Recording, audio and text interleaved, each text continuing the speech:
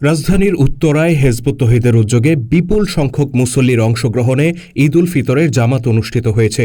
সকাল ৮টায় শুরু হওয়া এই জামাতে অংশ নেন প্রায় ৫,০০০ মুসল্লি। এ সময় খুতবা প্রদান ও ইমামতি করেন হেজবুত তৌহিদের শীর্ষ নেতা ইমাম হুসাইন মাহমুদ সেলিম। শনিবার সকালে ঢাকা মহানগর হেজবুত তৌহিদের উদ্যোগে এই ঈদ জামাতের আয়োজন করা হয়।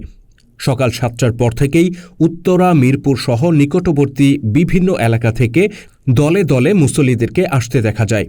এ সময় অধিকাংশ মুসল্লি স্ত্রী সন্তান সহ পরিবারের সদস্যদেরকে নিয়ে আসেন। সকাল ৮:৩০টার মধ্যে কয়েক হাজার মুসল্লির উপস্থিতিতে প্যান্ডেল পূর্ণ হয়ে যায়। এ সময় পুরুষদের পাশাপাশি নারী ও শিশুদের অংশগ্রহণ ছিল চোখে পড়ার মতো। প্যান্ডেলের ১/৩ পূর্ণ হয়ে যায় নারীদের উপস্থিতিতে। জামাত পূর্ব বক্তব্যে হেজবুত তৌহিদের ইমাম হুসাইন মাহমুদ সেলিম ইরান, ফিলিস্তিন সহ মুসলিম বিশ্বের বর্তমান দুরবস্থার কথা তুলে ধরে বলেন, এই পরিস্থিতি থেকে উত্তরণ পেতে হলে মুসলিম উম্মাহকে অবশ্যই ঐক্যবদ্ধ হতে হবে। ফেরকা, মাযহাব ও রাজনৈতিক দলাদলি ভুলে শুধুমাত্র আল্লাহর তৌহিদের ভিত্তিতে ঐক্যই পারে তাদেরকে রক্ষা করতে।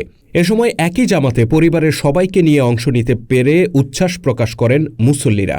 বিশেষ করে উপস্থিত নারীরা হেজবুত তৌহিদের এই উদ্যোগকে সাধুবাদ জানান।